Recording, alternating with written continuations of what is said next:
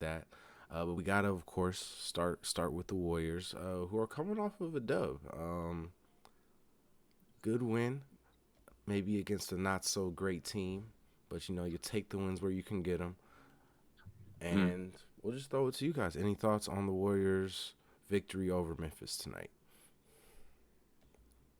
Jordan, you want to start? Jonathan Kuminga, our best player, our second best player. It's, Mm. it's becoming quite clear. We have two second best players. You can't put. I don't think at this point we could put Draymond. Yeah. Oh, and I feel like they're just sharing the second best player title. Mm-hmm. He's kind of At he. least, yeah, I think at least until Kuminga gets even more off his leash. It seems like since he's called out Kerr, it's kind of I don't know. I don't know if it's the best lesson to take, but since I feel like since he's called out Kerr that game where he didn't put him back in, uh, Mm-hmm. I don't know if And it's more of Kaminga's mentality or maybe or if Mm-hmm. it's the Kerr thing kind of letting go or just realizing like, oh shit, I should probably do something about this. But yeah, just It's good to see. It's just good to see him finally get to shine. I that's the thing. I knew he had it in him. I just didn't know. mm-hmm. I don't think anybody knew it was to be like this. Like just the way that he could, how quick he could score, or how quick he could go on a run, just kind of by itself. Mm-hmm. We haven't had another player that could do that consistently. I feel like in maybe a year or two or so, Yeah. and just wait off the steps back, and we should have more weight off the steps back coming in. Just when everybody's back from injuries and everything. Hopefully, it doesn't just all fall apart when everybody comes back, and man. if we're to just see it being a roller coaster. I don't know. Got halfway through the season. Yeah, we're getting there. Yeah, I think you said it perfect with the second best player, or two second best players, because it does feel like it feels like Kaminga's filling in for that role that Clay when he was Clay used to have, right? Just you need somebody to be the support player on offense, and you need Draymond to be the guy on defense. And just he's 20 a night. There's nothing around it at this point. He's been 20 a night for damn near a month at this point, right? Or maybe even a little more than a month at this, or close to a month at this point. So he's 20 tonight. He's 20 tonight. They said the leash is kind of starting to come off. It was great that he called, or not great. It was interesting that he called Kerr out, and ever since then, it's kind of been he's got the minutes he wanted consistently and got the role he's wanted. But he's also been deserving of the role. So we'll see. Daniel, what are your thoughts? Oh man, you said two number two is interesting because I probably we go back to probably after we probably recorded after Draymond's. Yeah, I think we did record right after Draymond's big suspension, like before we even knew I think how long the suspension was gonna be. Maybe I think we Mm-hmm. recorded then or Yeah. we recorded the suspension before that. It's tough to track back with Draymond now, but Mm-hmm. said he's not allowed to be the second best player on the team. When you're trying to put this team together, you can't. That's where we left off, I guess. In December, Mm-hmm. we made it to that point where you're trying to put this team together and figure out what you're going to be on a night-to-night basis. You're not basing it on Draymond Green being in the lineup as your second best player because you didn't know if that was going to happen. And I feel like go back and see. I was saying Kuminga, I was saying Kuminga and Moody. That's your second best. That's the like clear as day second best players on this team, and like you should be building everything around Mm-hmm. a team that has Steph Curry, Moses Moody, and Jonathan Kuminga all playing 32 minutes a night. Like that's what this team should look like. And I think this is the first. It took Steve Kerr all of this long, I guess, to get here. And like Jordan said, I'm kind of just scared that he's gonna fall victim to crazy rotations, not even crazy rotations, just there's so much, I don't know, so much he can try to do. And I think he could get lost and never find anything stable, I guess. So I think Kuminga and Moody are the most stable things on this basketball team besides Stephen Curry. I think that's been the case since day one.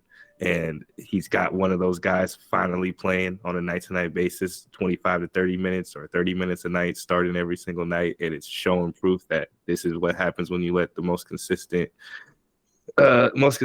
players show, or let the most consistent players on the team play starters minutes. And yeah, but like if we can get Moody out there with him and and say the way Pods has been playing too, the X factor that we didn't see coming. It's all right there. That's, I think, the frustrating and scary part about this team and this season is that you have Jonathan Kuminga didn't know he was going to be this good, but everybody was ready for him to play and take a bigger role. Moses Moody, everybody was ready for him to play and take a bigger role. And Brandon Paz, we didn't know he was going to be this good, but he's playing such a central role and fits right into the system. And like we were so perfectly ready to deal with a world where Klay Thompson maybe starts slow or doesn't have it like he used to have it. We were prepared to deal with a world where Draymond Green can't stay on the court. Like we had everything there to deal with this, but it's February now, and Steve Kerr is, I think, just now figuring out how to use Jonathan Kuminga, and that's only one of the players. I still don't think he even knows how to use Pods. I don't think he actually even knows how to use Kuminga. And that was the last thing I'll say is that where I'm mad at Curry is because Jonathan Kuminga is the leader of this basketball team right now. He's saving this basketball team. Curry and Draymond are all caught up in their stuff and whatever they have to figure out. Kuminga is quite simply simplest level. He's trying to hoop. He had to beg for his minutes. He got his minutes. He's been more consistent than everybody on the team besides Curry. And it's just he had to speak up and say that for himself because nobody else between Curry and Kerr thought that playing him more and starting him was the simplest solution. So he got here. He got us here where we're at right now. Where the season is at is hanging in the balance that Jonathan Kuminga is a leader. He used his voice in the locker room and to speak up to a coach that was confused and a point guard that was confused to make sure that the season didn't go completely down the drain. So if Paz is putting that pressure on him, Kuminga's putting that pressure on Kerr this is our team now. And we're ready to play with Steph Curry. We're ready to go to battle with him.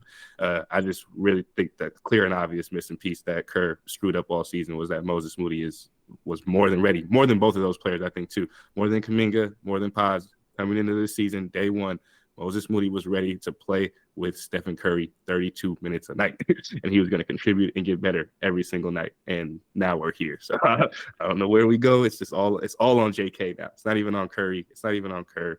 I have no idea what they're thinking these days. It's all on just the talent of Kuminga. I feel like in his evolution, he can keep us as a 500 basketball team and give us a chance to make the play-in.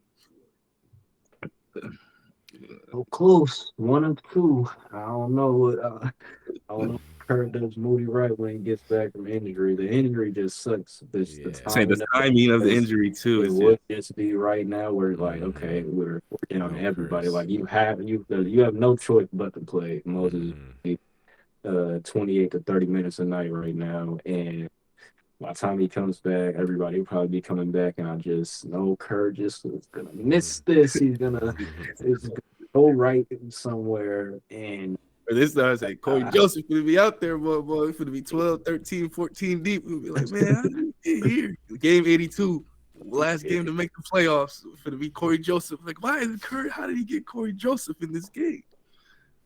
What you want is what you want is you just want him to see how it worked out with Kuminga when you gave him his opportunity, and just hope it's just the common sense that you're gonna do the same thing with Moody when he gets back. But I don't know if I trust Kerr to do that or without, I don't know, panicking or whatever. That's saying I don't even know. It's a mentality thing. I'm sorry, I can't even just put it on Kerr because I think Curry and Kerr are in the same box they're putting themselves in the same box and they can't see anything outside of that box. I guess it's like it didn't even come over the realm of possibility that this all doesn't start with Draymond Green setting up Steph and Klay. Like this all starts with Stephen. The offense still runs through Steph and Klay. Like they still have the same perspective of like, yeah, I don't know, last year, the year before, all the years since KD, I guess, and it's clear as day, I guess, probably to anybody outside the box that the Warriors need to switch it up how they do these things. But yeah, these two, like Curry and Kerr specifically, is like, yeah, they're not even perceptive to like how good or how much Moody can contribute or how any of these pieces, like I said, they're doing Klay a disservice. They did Klay Thompson a disservice this year. He really could have like been eased into the bench and found a great role and be like really, I think, watching and supporting and a part of a really great unit. And instead, I think, yeah, he probably feels lost going into the contract year too. Just trying to just play his best in this random it seems random night to night situation. Well, my bad, long, but ask y'all because I haven't checked. So yeah, what is the status? I guess if y'all know, Gary, Moses, and Chris. Like, is there a timeline on each of them or a general timeline? Because that's where I guess this is all. Yeah, like we say, Jordan, this could Nah, either yeah, all come together perfectly, yep, or it just is going to be hilarious to watch Steve Kerr playing, like trying to play 15 players and throwing away our chance at the play-in or the yeah. playoffs. Like, Yeah, no, because yeah, really, when all them comes back, it actually matters. I hate that we have to rely on stuff like this. Even I don't even know if Kerr figures this out without all Draymond's antics this yep, year. Like, honestly, a lot of this stuff is playing in our favor to realize what we have going into the second half of the season. Because yeah, just without all the injuries happen, I don't know where we are right now. Even if everybody's healthy, I think yep, we might have just as bad as a record or even worse record just yeah, yeah. just from not being able to figure anything out because before Draymond's suspensions, Chris Paul's injury, like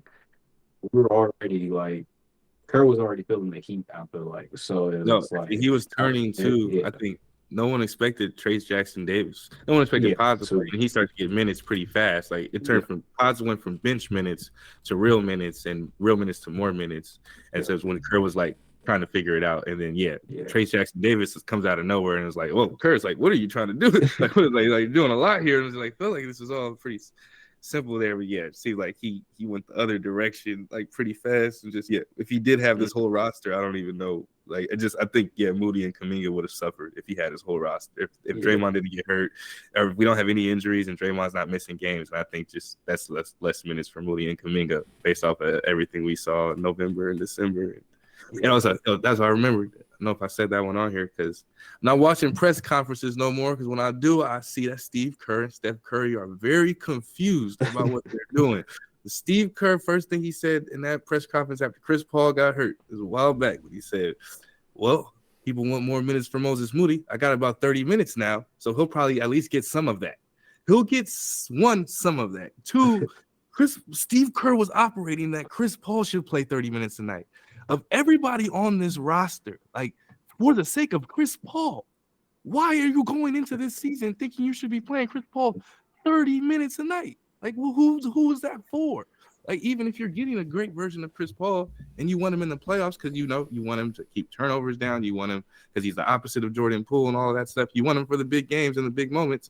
Why are you trying to play him 30 minutes a night? And it's just if I was Moses Moody, I wouldn't even want to be on this team because it feels like at this point for him, I would feel like there's no chance that Kerr can figure this out because seeing just a little bit of Kerr talk about his rotations is kind of crazy because it feels like he's doing big math over there, man. He's got a lot of players and a lot of things going on over there that I feel like I get why it's not easy being an NBA coach, and I think the rotations is maybe one of the biggest and the hardest parts of being an NBA coach. But as a Warriors fan, I just feel like Steve Kerr has been big braining this shit for a long time.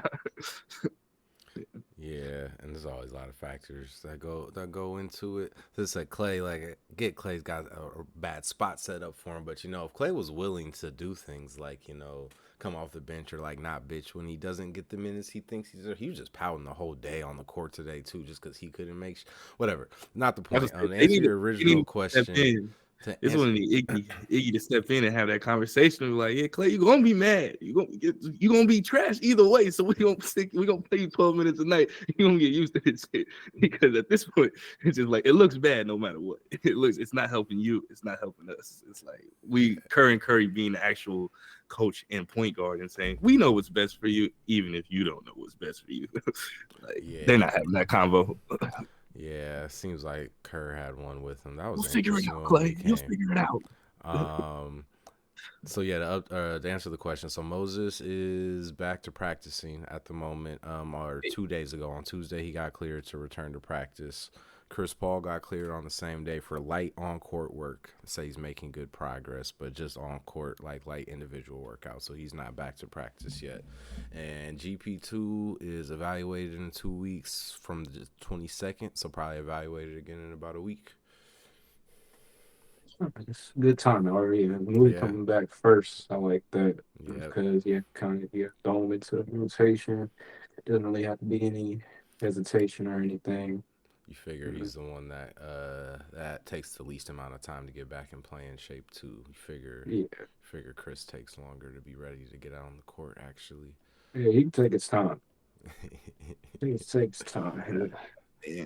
Uh, Clear out room. y'all see Any him in Draymond's interview? What? wait, what Oh, Oh, with happened? Chris, Chris? Chris went to Nah, I didn't yeah, he see. went on I Draymond's wasn't yet. podcast. Shit, hilarious. Oh, what did they talk about?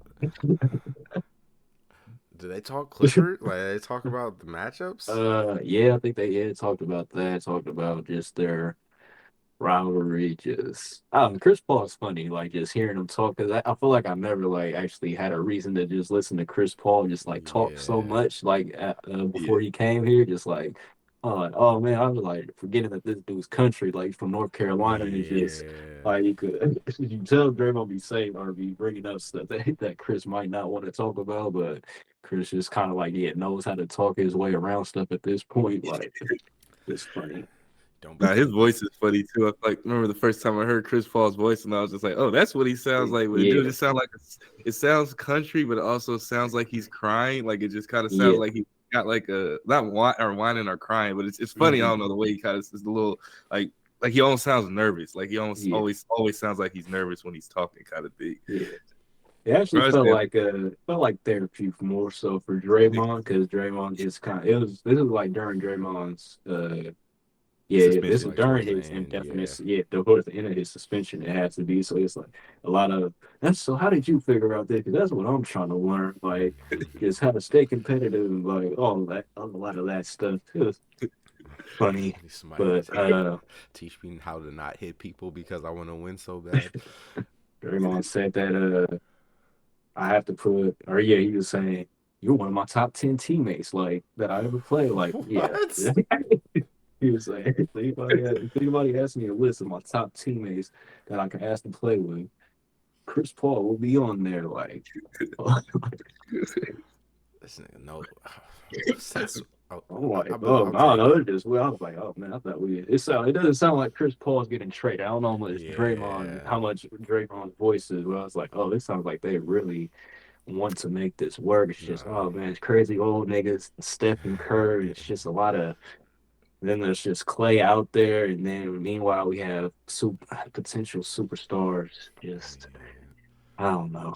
It's a lot. Uh, hey, uh, 29, but yeah, no. It's in such an interesting place, but yeah, to your point, it doesn't seem like he's getting.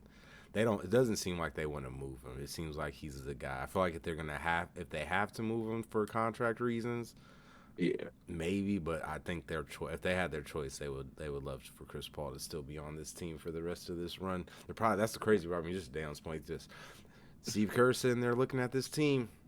And it's like, oh man, imagine when I get Chris. Imagine when I actually have a backup point guard. It's gonna be great once that happens. Not realizing that just Steve Kerr, Steph Curry are crazy, man. Because Steph don't want to trade nobody. That's the thing. Steph's so damn confused right now. He don't even know what to do. He mad and he just nobody's going anywhere. Like what's Steph? Like what do you want, dude? What do you like? He don't want Chris Paul. I know he don't want Chris Paul to go. I know he don't want Clay and Draymond to go because he's just a robot. I feel like Steph's just a robot. He's just keep trying to do this shit because he's at the highest level. It's like why isn't anybody else keeping up with me? But I think the rivalry shit though is funny. Just Jory, Chris Paul Draymond thing about the pod and last thing on that was just I feel like Steph and LeBron, like I don't know if there was ever any that much animosity, or now we seeing with Draymond and LeBron, like how much animosity there was through all those years and stuff like that. But us and the Clippers, that shit used to feel real. Like we did not fuck with them and they did not fuck with us like at all. Like through and that was a long stretch and we was kicking their ass for a long time. And then Chris Paul switched locations and still getting his ass kicked by us or just in time. But all that to say, I seem like this is the real actual like all of them, I think. Steph, you feel me? Psychopath basketball person, Draymond Green psychopath basketball person, Chris Paul psychopath basketball person. So when they act, I think this actually is really big for them because I think they really didn't fuck with each other like all these years, and that was a real one of the realer probably rivalries or like real bad blood in the NBA was probably on between Chris and the Steph Draymond Warriors and like so I think this is really kind of can see them, they're really bought in on this, like since the beginning, like when they had the idea. So I'm like looking back and laughing at it, it's like, oh yeah, no, they really thought that this was like the great answer and that they were doing something, like they were doing something big for themselves and for Chris Paul by putting this shit all together, just because it's just what the rivalry means in between just them. Chris, Steve Kerr, man, I'll tell you. Really, the last thing probably we were saying the two ways this could go bad or it's go either really bad or it's like this could work out really well. But I think it is the world where my boy Moody, so I don't like my boy Moody loses out and they do figure this shit out. Is that Gary, Chris, Moody all come back in the little domino, but Kerr, as he's prone this year, he chooses to rely on Chris and then Gary and then Moody in that order, but Chris and Gary come back to a team where Kuminga is hooping as the second best player, or at least something close to it. And I think that's enough for Kerr to that was probably Draymond, Gary, and Chris are like the biggest, I want to say, enablers of Steph and Kerr. Like with them three, I don't think Kerr and Curry have to do anything different. I think they can keep doing all the things they've been trying to do all these years and all this season. But if they have Gary, Draymond, Gary, Draymond, and Chris Paul, then it can look exactly what they think it could look like, or at least what been always been trying to go for, and they don't have to incorporate a Moody Kuminga based team or a Moody Kuminga Pods based team. So see it going that way, where I think they do get it together with everybody coming back, but Moody is like the one guy that's not in the rotation because like Kerr figures out I'm going to start Kuminga, play Kuminga 30 minutes a game. He's going to give me 25 a night. Chris going to get Chris back. He's going to play Chris. Going to get GP2 back.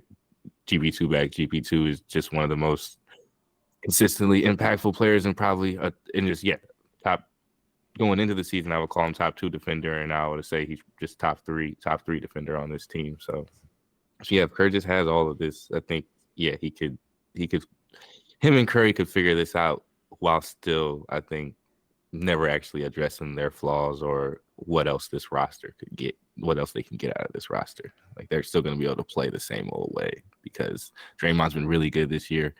Chris Paul was really consistent this year, and Gary Payton is always making it easier for them because he's their new Iguodala.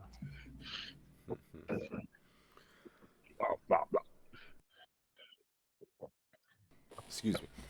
My bad. Nah, you're good. Where was I going with that? Yeah.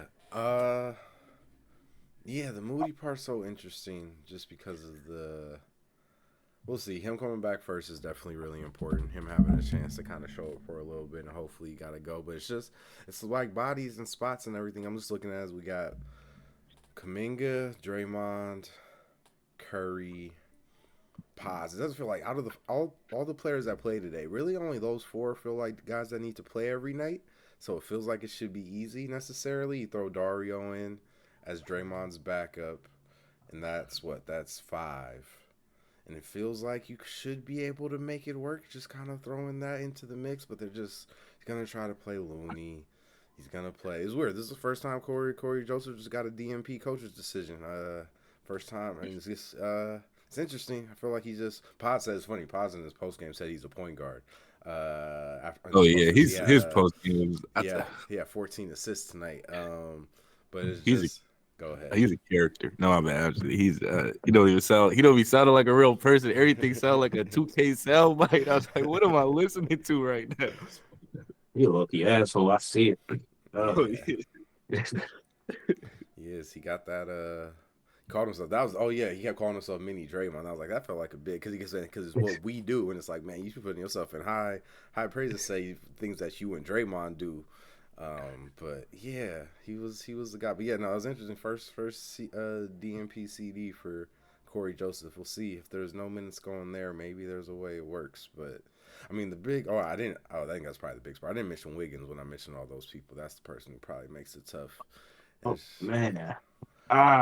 Yeah, he got to get up out the. He's kind of that's minutes. That's just a lot of minutes. He's not even playing like bad necessarily anymore, but he's just playing like taking up space. Yeah. 3 for 8. He be starting. 9 points. 3 for 8, 9 points, 30 minutes. 0 assists, 2 rebounds. Why? That's the problem. It's 2 weeks. 2 weeks into the season. Everything they showed you right there. Clay and Wiggins were awful, and you just kept playing them. They were begging you to just put me on the bench, put me on the bench, put me on the bench, and then you put Wiggins on the bench.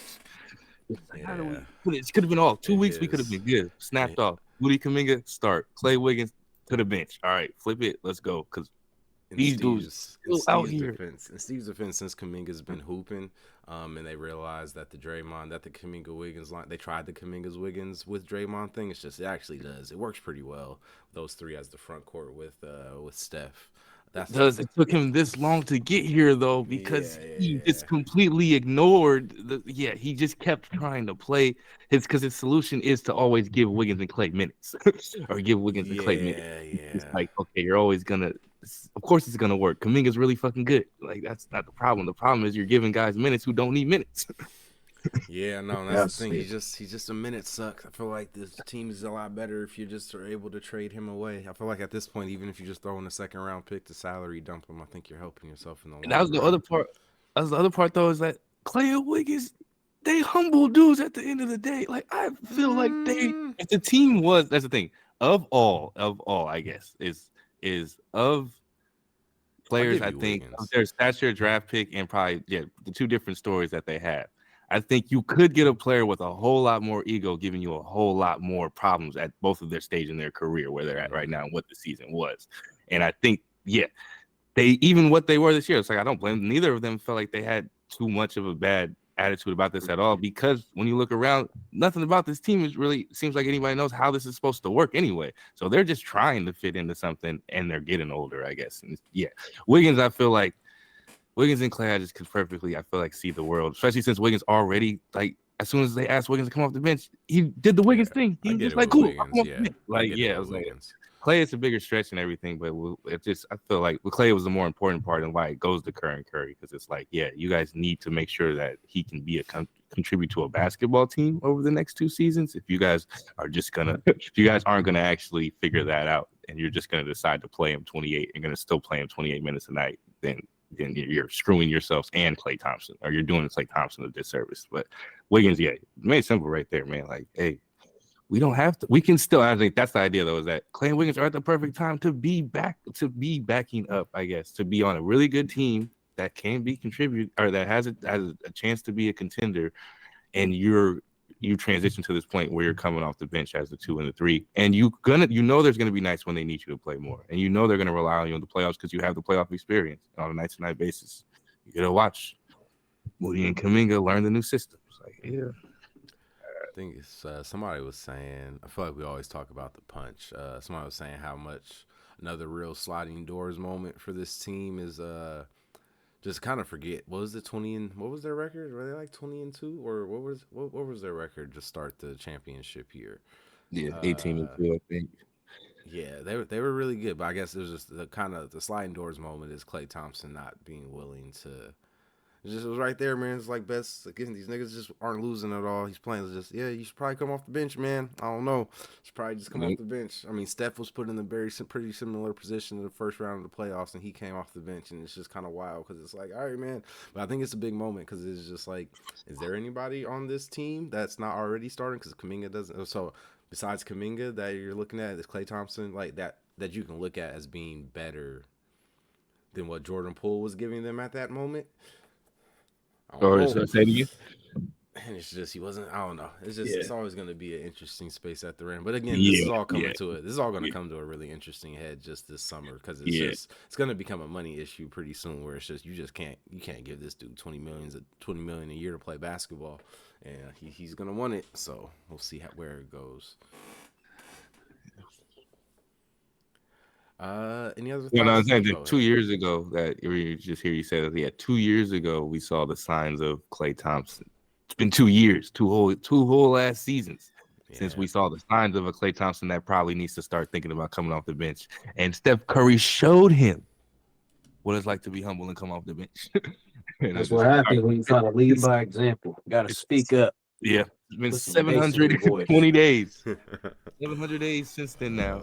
Klay Thompson's played 700 days of basketball and won a championship since he tore his Achilles and his ACL, man. It's okay. if he's only supposed to play 15 minutes a game right now. And the first people that are supposed to know that is between Steve Kerr, Stephen Curry. Then I would say Draymond Green and Andre Iguodala. Get your black ass in the locker room, man. I don't play around with you. He's running a company right now, man. That's what I'm talking about. Or isn't he the president or something now too in the league? He's President of too many teams, on too many boards. He like he is bored because every time he talks words. about it, he's confused already.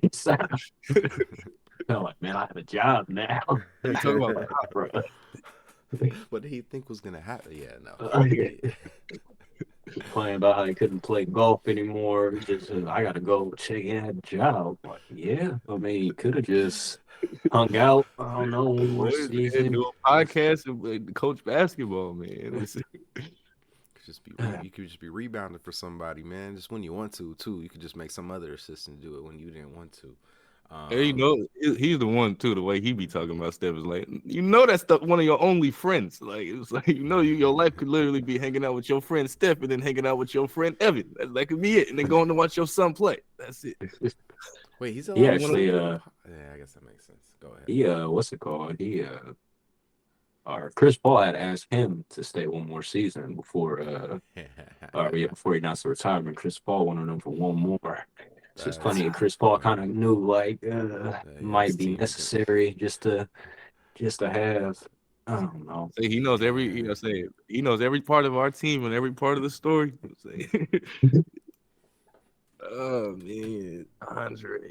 It is sad watching Wiggins now because it's just like, dang, look at what Kuminga could do. Just like they have the same. Wiggins isn't that old. But it is. No, you see it. That's why I feel old. And I'm like, yo, man, this is a whole new level of basketball. It feels like the thing though, where it's like Darius Miles. Like when I was a kid, I'm like, you know, you feel me? I don't really know. I didn't get any highlights. I didn't see anything. So I'm like, what was he like really good at? All I know, especially the way probably all the white coaches just said he couldn't shoot and stuff like that. So I'm like, all right. But the evolve off of like, 10 years later, you get a guy like Wiggins, and then 10 years later, you get a guy like Kuminga, and I'm like, we're in a whole nother stratosphere now. Like this dude just feel like he has the same athleticism, it's just not the motor, or just doesn't have the drive with it. Never looked like just this. Somebody. No, he hit the little rollout, the little mini sham guy, whatever, on the break or whatever it was, right into the Euro. I was like, nah, Kuminga, man, this is different. Like this, you know what I'm saying? It's like, so Wiggins are like, man, Wiggins.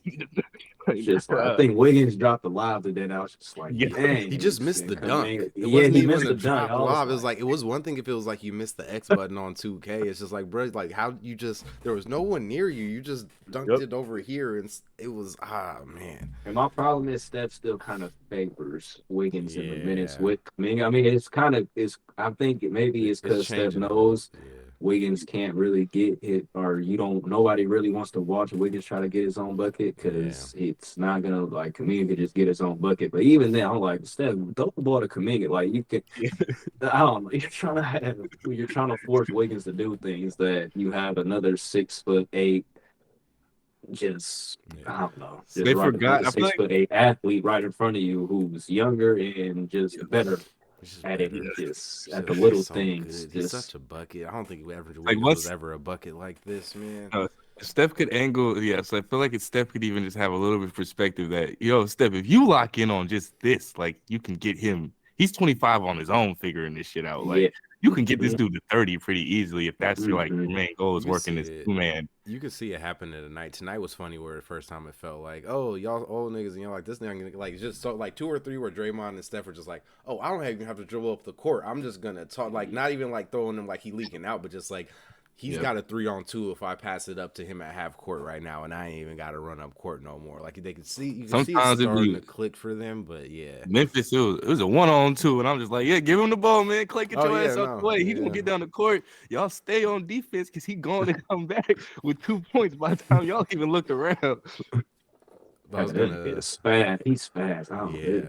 It's kind of like watching. I've seen somebody else say it's kind of like watching just Giannis. Mm-hmm. The way him in transition is kind of like Giannis, but I feel like he's way more skilled than Giannis was in his third year. Just like as far as just having a bag, just moves to go to. Giannis just kind of is taller, stronger than everybody. Kuminga is a little shorter, so it's just compare them to all three of them. uh, To be honest, yeah. I think I don't know. See, it's such an interesting time right now because it feels like can't tell at all what the ceiling is. But I'd look at all three of those guys of the Eastern Conference: Giannis, Tatum, and young Giannis, young Tatum, and young Jaylen Brown. Just look at all three of those guys, and you can probably peel apart, take little pieces of all of them, and then put that together, and you get this Jonathan Kuminga, this Jonathan Kuminga evolution. Whether he's like I feel like he probably end up he could like best case scenario end up like he gonna be better than range. Jaylen Brown. Jaylen Brown. Oh yeah, that's that's the definitive. He's over. He'll be better than Jaylen Brown in a year or two, but or if all right, only leave Jaylen Brown alone. The Tatum and Giannis is if he could end up in between Tatum and Giannis, that'd be fire. But I feel like even getting close to kind of how Tatum, as good as Tatum's been the last 3 seasons, I think is pretty crazy. So, but yeah. But no, I'd say that was the other. There was a couple plays. Yeah, it just keep watching. It's just it's fun. Like watching like a Warriors fan. I'm a kid again. I'm watching Bob Fitzgerald talking about our draft pick. We're a mid-ass team, but Bob talking about our young guy. Like just how good is this guy gonna be, and why aren't they giving him the ball? Like all the highlights. It's his highlights. Like all I'm watching is just highlights of Kuminga. Like they're breaking down the game, but it's like no, the whole game is just Kuminga is the best player on the Warriors. Yeah. But I was like watching. There's like a couple of plays. Yeah, I feel like it was a play where Kuminga got a breakaway, scored. Because I think it might have been around the time where Pods threw him the live. Pods threw him live.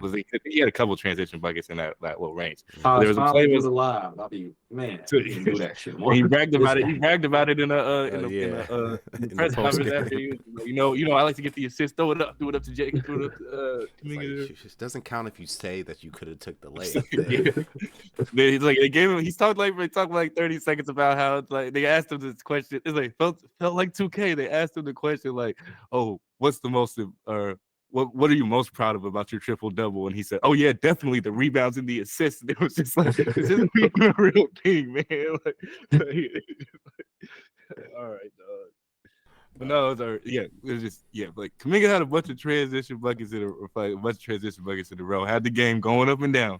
And then Clay and Draymond just have one where they're like trying to get into the flow of the game. And like Clay's bringing it up, or Dre's bringing it up. He hits Clay. They work a 2-man action, get nothing.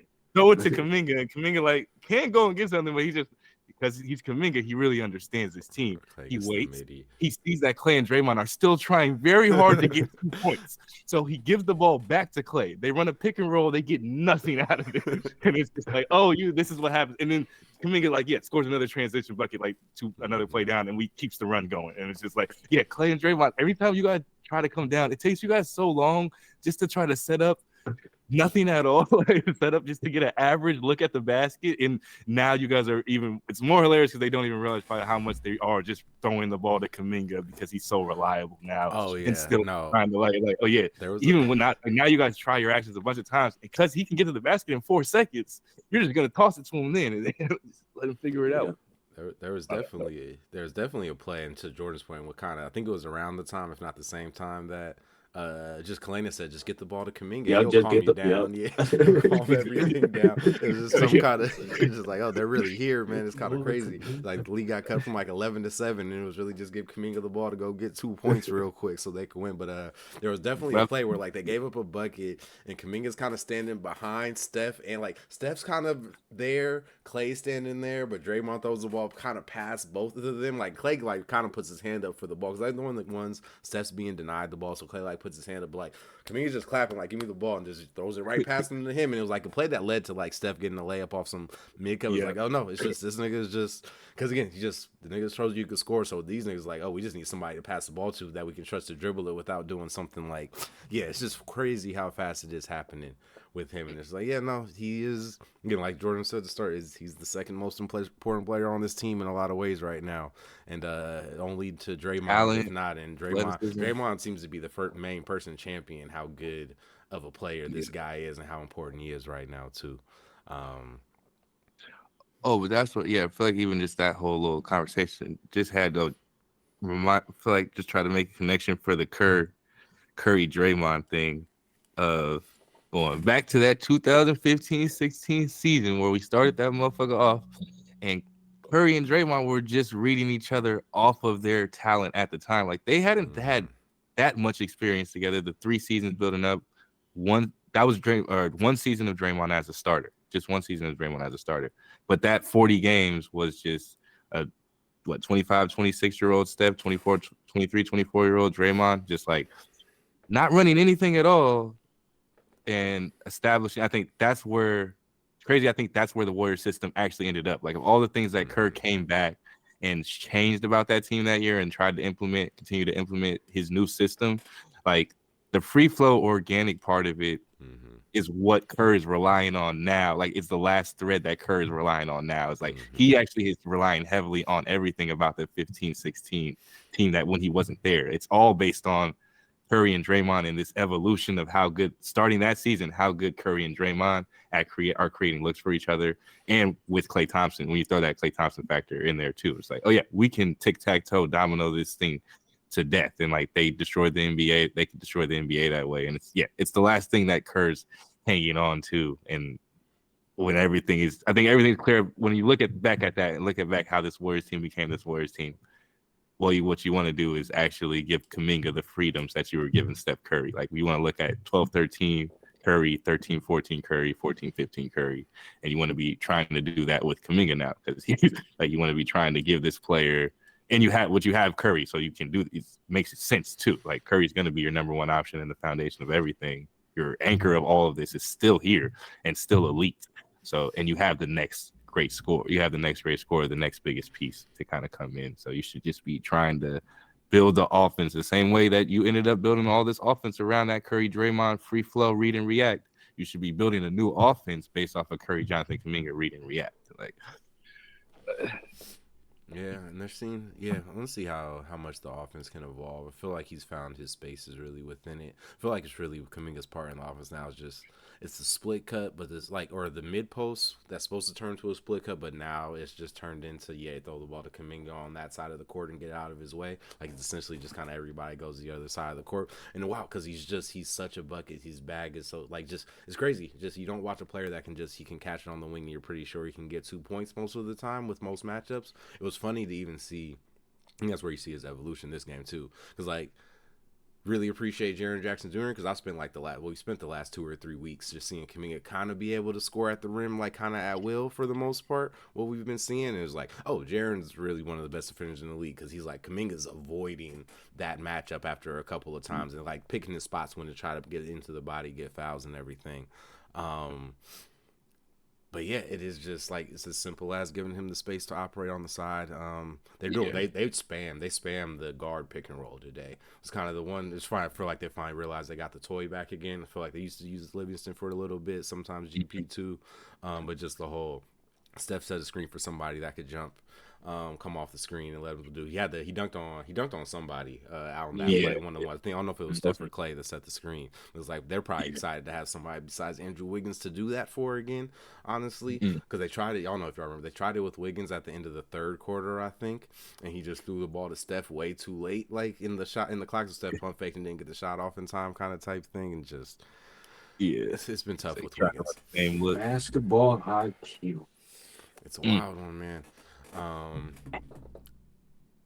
feel like there was something else to add to that. But no, any other thoughts? I guess we were kind of going in on Kuminga. He's just been playing really well. It's great. It's great to see. I think we all kind of at different points in December realized, like, oh, this dude really is just a hooper. So it's been cool to see it just become undeniable. Just literally it's happening on the court. It's been happening for a few weeks now, if not for a couple months, if you've been kind of looking. And this dude's going to be really good, man. Last thing about Kuminga, just gotta bring up my boy and say it. You think Kuminga's good now. The player he's been practicing with every day, developing with, and came into this season hooping with every time they were on the court together. The number one player he should be on the court with. You ain't seen it yet. So you ain't even really seen Jonathan Kuminga until you see him next to Moses Moody. Hey, was this our last game before All-Star? No, I think I had All-Star is a couple weeks. I had the dates mixed up a little last time we were talking about it. Let's pull up the schedule. It's just turned February. Yeah. They are on a road. They're on a road trip though, and I think they might have a game tomorrow, from what they were saying. Yeah, so I got there we go. I got the Hawks tomorrow in Atlanta. That's again, they're getting the They're getting the teams that they can put this together against. If we're being honest, where's the Warriors? Yeah. Man, come Get your buckets, JK. The Hawks can't beat you, Jonathan Kuminga. The Hawks can't beat you. Get the W. No matter how much you got to score. You feel me? Oh, they did. I'm about to say he just lit up the Hawks, right? Yeah, he was giving Jalen Johnson the work the other day, right? How much did he put up? He put up, 25. Put up 25 against them last time he played them a couple weeks ago. See if he can do it in Atlanta. But yeah, they got Brooklyn and Atlanta next. Oh yeah, we shouldn't lose. And Philly with probably no Embiid after that, and they just beat Philly. They're really just playing all the teams that just came out to play them. That's kind of crazy. But yeah, so Philly without Embiid, just snatch another one of those. You gotta rake up some wins, man. How far though?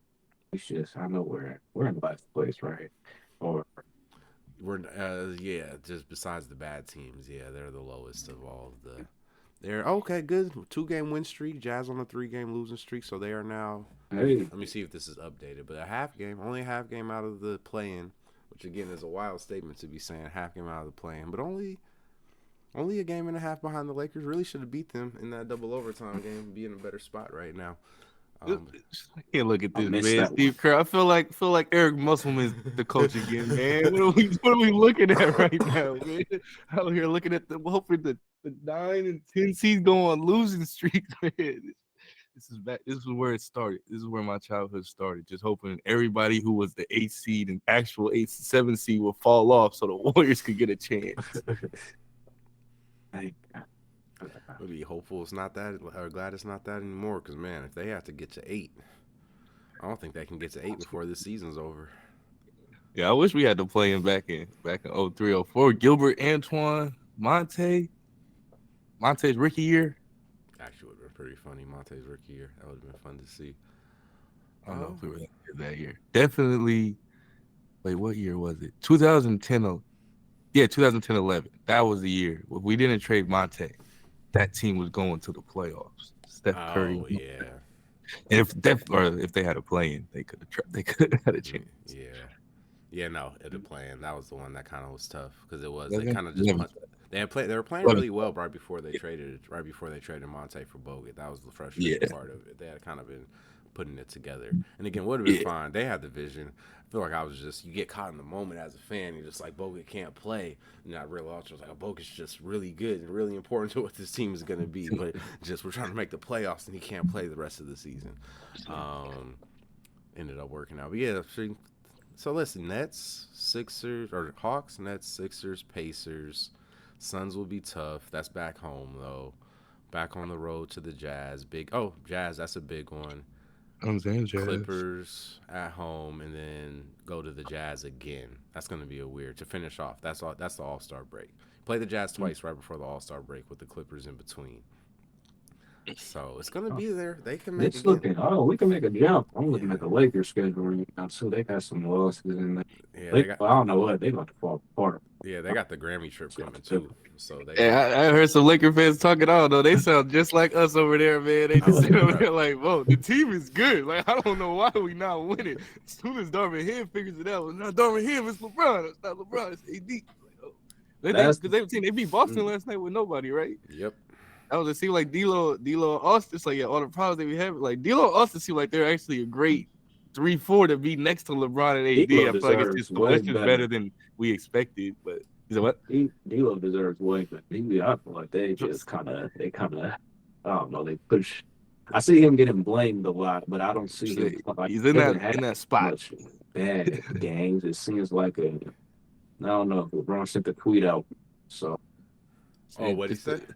You didn't see LeBron's tweet, or he just tweeted after they lost to who they lose to? The Rockets. After they lost, it had to be the Rock. Yeah, or either that or the Hawks. Yeah, the Rockets or the Hawks. He tweeted the time thing. Just the time. He calling for niggas to get traded again. He tried this last time he did this. The niggas didn't get traded until the summer.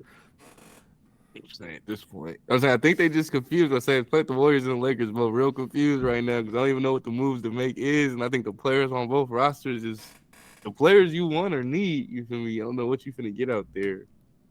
For D'Lo, I'm saying feel bad for D'Lo because I feel like he just perfectly in that little spot of kind of You get to be the scapegoat, or everyone feels like everyone's staring, watching you. You know that point guard shit too. Yeah. Point guard on a LeBron team.